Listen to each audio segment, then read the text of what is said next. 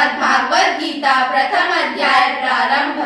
धृतराष्ट्रवाच धर्म क्षेत्रे कुरुक्षेत्रे संवेतायुत्सव